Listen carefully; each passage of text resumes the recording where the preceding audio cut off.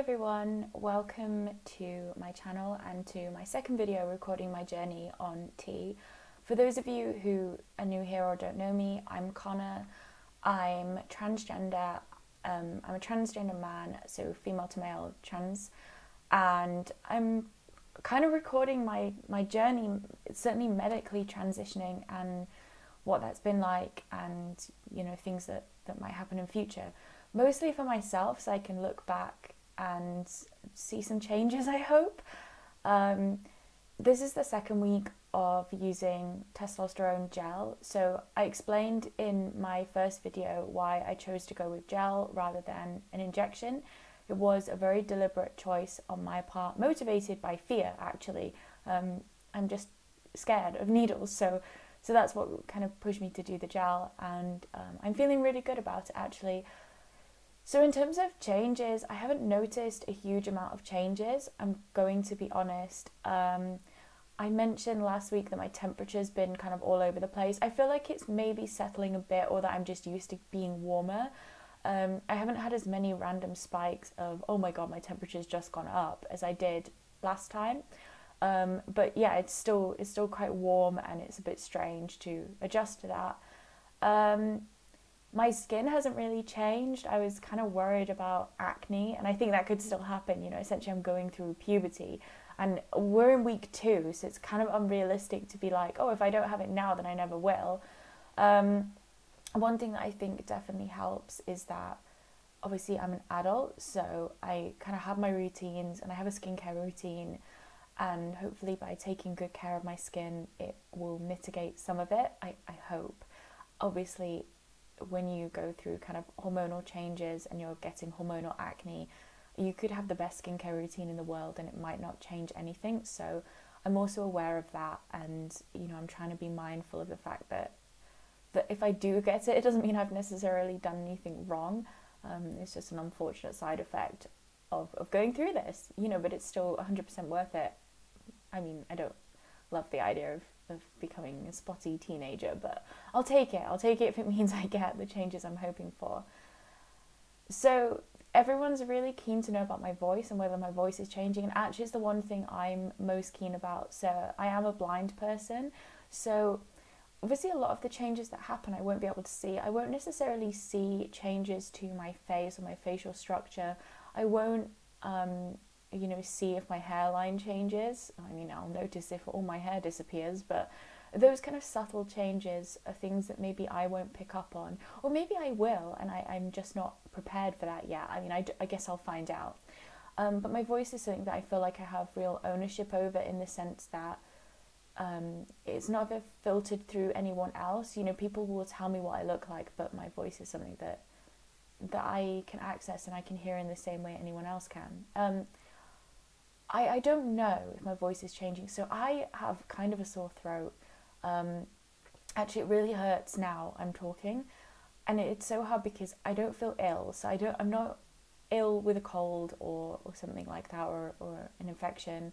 It's nothing like that. It almost feels like I've been shouting. So when you shout loads and your voice hurts, like let's say you go to a concert and you're screaming along, and then the next day you're like, oof, I don't feel great. I feel like that. And I have done a lot of talking. I called my aunt earlier and we spoke on the phone for a while, and then I went rock climbing and I spent a bunch of time chatting with one of my friends, but I don't think it should hurt this much. So I'm wondering if maybe I'm getting some of those kind of vocal cord changes that are beginning, and I suppose maybe next week I'll really know if things are on the move or not, though it can take 6 weeks or so before you really notice any changes. What I'm doing is I'm just trying to take care of my voice. So I have this cup on my desk, and I usually fill it with juice, the kind of juice we call squash. I feel like I need to make this international audience friendly, and I feel like in America they don't say squash. I should know this, I lived in America for a year. The kind of juice that you mix with water, so you get it, it's like super concentrated, and you mix water with it and then drink it. What do you guys call it? Someone help me in the comments, because I don't know, but we call it squash, and I normally drink that, but I've actually put tea in it at the moment so that I can drink a cup of tea. I'm thinking maybe something warm will help me feel a bit better, or just soothe my voice.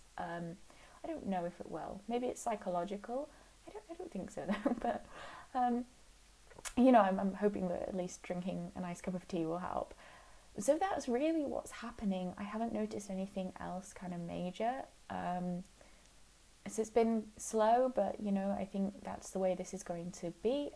It's unrealistic to kind of snap my fingers and expect everything to change in an instant, and I'm really trying to be mindful of that and not get ahead of myself, and recognise that I'm in this for a few years before I really see kind of long-term final changes. So that's where I'm at the moment.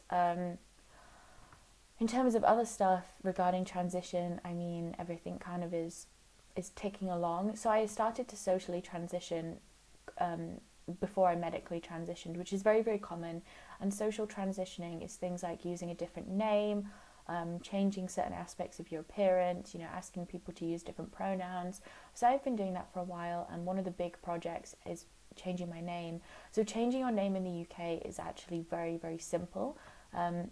You just produce a deed poll, and actually you can produce that yourself. It's not something you have to send to the government or anything. It's a document that you make, and that document is a legal document which states that you'll be using a different name.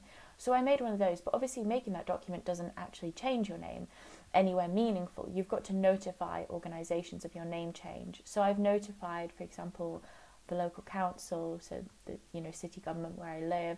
My university knows. The bank. I've notified the bank. That's an important one. I've notified HMRC, which is kind of tax revenue, very exciting, but important again. So all these people that I'm kind of letting know, and I'm doing it in stages. So I have ADHD, and so kind of doing these things is not the easiest thing for me.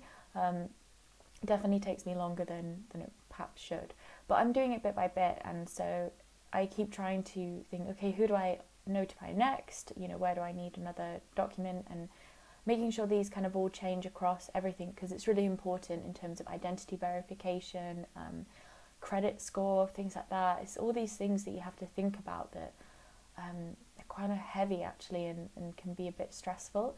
And I think a lot of trans people experience high levels of stress, and particularly if you're a trans person who doesn't have a lot of support, whether that's familial support or a good friendship network, it can be very difficult to do all these things because there's so much paperwork involved, and you're dealing with just existing as a transgender person in society, plus all of this, and it's a lot. You know, it's a huge thing.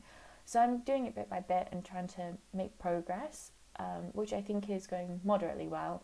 I'm sure it could be a lot faster than it is, but I kind of look at myself and go, wow, you know what? I'm really bad at these things, so any progress is progress. I try and have that outlook.